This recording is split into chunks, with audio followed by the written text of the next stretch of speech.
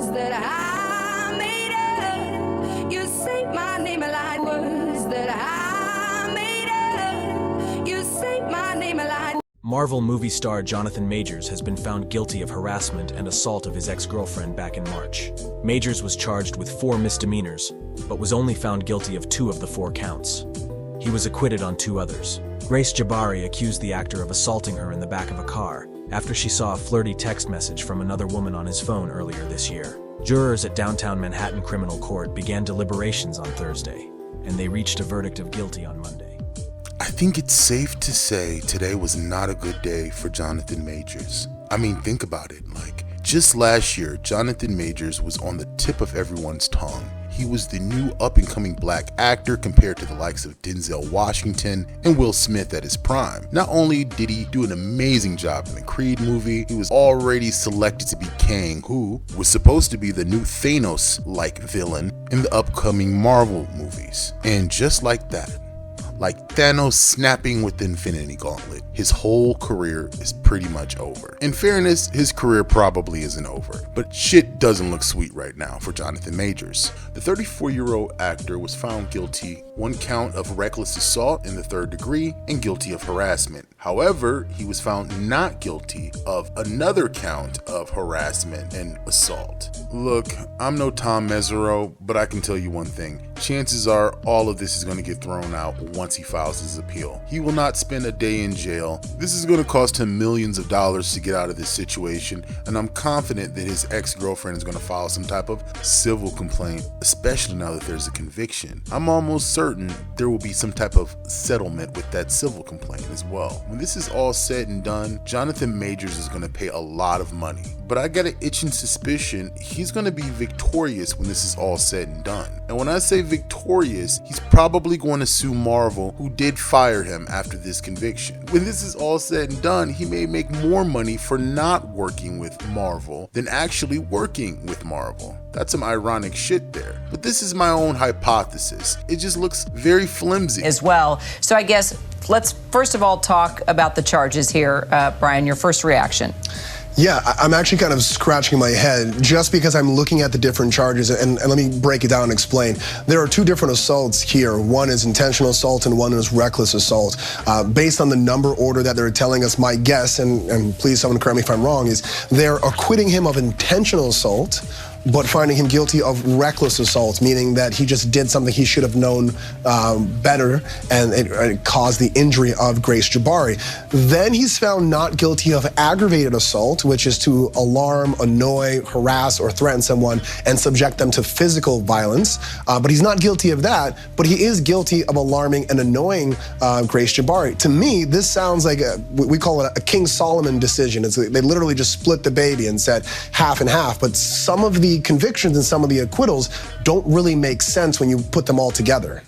There's been a lot of allegations thrown around regarding this situation. In fact, one of the most interesting allegations is that Jonathan Majors is abusing steroids. It would explain how he was able to transform from Jiminy Cricket to Broly over the course of a couple of years. Now, what we do know about steroids is it does make people moody, more aggressive, and more emotional. Is that a possibility? Potentially. But if that was going on, that probably would have come out in court. I'm not interested in talking about Jonathan Majors' relationship with this young lady because it all seems pretty shallow. In fact, Jonathan Majors didn't seem that interested in this young woman outside of aesthetic purposes. Now, I know the topic of interracial dating can be very controversial, but I don't really think that has much to do with this. In fact, I just think he wanted a pretty girl. He didn't care who it was. But the topic of race does get brought up when he demands that his girlfriend act more like Michelle Obama. I would like to get to the point where your friends know what job I'm on and go, I think Grace is gonna be out of commission. You know what I mean? Yeah, I won't. No, do you understand that? Because that team, that unit, right? Grace has to be in a certain mindset to support Coretta Scott King. You know who that is? That's Martin Luther King's wife. Michelle Obama, Barack Obama's wife. I know, I'm not, I shouldn't have gone out, I'm No, sorry. let me just lay it out for you, right? If I'm just gonna say this, my temper, my shit, my travel, blah, all that said, right? And I'm gonna say, I'm a great man. A great man. I am doing great things, not just for me, but for my culture and for the world. That is actually the position I'm in. That's real. I'm not being a dick about it. I didn't ask for it. I've worked, and that's the situation. The woman that supports me, that I support, that needs to be a great woman and make sacrifices the way that man is making for her and for them ultimately. Last night, 2 nights ago, you did not do that. You did not do that. I'm sorry. Which took away from the plan. And the plan is everything. If it was just you in the house drunk, maybe I could have swallowed it. Or I would feel bold enough like, oh, babe, let's just go to bed. Which I said, I'm just going to go to bed. I'm not hungry, blah, blah, blah, blah. Because Grace isn't here. Why? She was drunk. Why else? She was clogged by whatever was going on. You know what I mean? Fine, I can take that. Okay, let's let that sink in for a second. You expect some young British white millennial girl to act like a black woman from the silent generation? Or a black woman from Generation X? When you're talking about people like Coretta Scott King and Michelle Obama, who had a very unique experience not only with the community, but the media, and their blackness was weaponized, it's safe to say their blackness played a huge factor into their life, even if you don't believe in systemic racism. Not only is she not in the same generation, not in the same racial demographic, and also not in the same industry. You are an actor. She is dating an entertainer, not a politician. So this is just a ridiculous request, and it leads credence to there's some type of steroid shit going on here, because you're very emotional, very ridiculous, very irrational. Multiple sectors on YouTube have already weighed in on the Jonathan Majors case. Many of them have had their own invested interest in this case from the beginning. 3 of the major sectors are the comic book sector, black feminist sector, and the black manosphere. Ironically enough, the comic book sector, who is typically known for being both misogynistic and racist, showed the most class during this entire experience. In fact, most of the people who ran platforms related to comic books or anything related to Marvel, they've waited for this case to develop appropriately before giving their opinion, something that the other 2 sectors could probably learn from. And this is the comic book sector. Like, they won't watch a movie if it's too many women in it. The black manosphere has been very inconsistent about their opinion of John Mayers overall. I mean, it was just last year they were complaining that he wore too much pink on the Ebony magazine cover. Hey, what's going on, man? It's your main man, Rick the Dawn. Hey, so I wasn't gonna comment on this because I like to stay in my own lane, my own business. But I feel like in a lot of ways, this kind of intersects into my lane because I'm a black American male, and I feel like this intersects into that lane. I just saw a photograph come into my feed, and it's of Jonathan Majors, I believe his name is, basically a new villain for Creed. And in that photograph, he's posing in a way that I would argue is very feminine.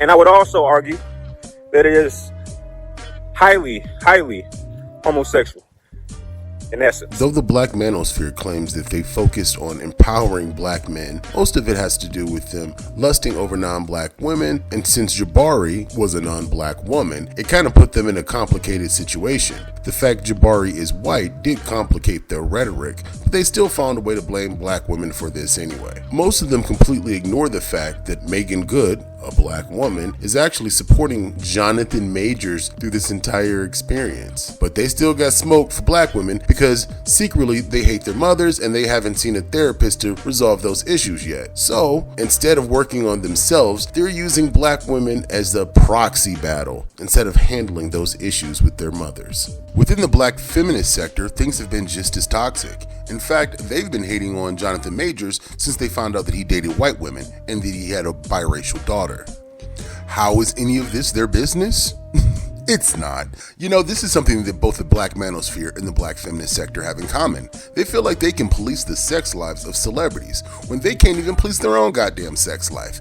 If they did, they probably wouldn't have so many children out of wedlock, and that's on both sides. This is a common thread. When you look at all the leaders of either the black manosphere or the black feminist sector, you're usually finding a single parent. And keep in mind, this isn't a dig at single parents, but if the criticism from both the black feminist, black manosphere sector is that the black community is chaotic, lacking structure, and lacking cohesive family units, then why are all the leaders in both of these sectors single parents? It's almost like they're not practicing what they're preaching. I can give the black feminist sector credit. They are consistent about their thoughts. If it's fuck you today, it's gonna be fuck you tomorrow. The black manosphere sector, however, tends to be very inconsistent about who they support and why they support them. The black feminist sector, or black women empowerment or divester sector, or whatever they want to call themselves currently, have been very clear.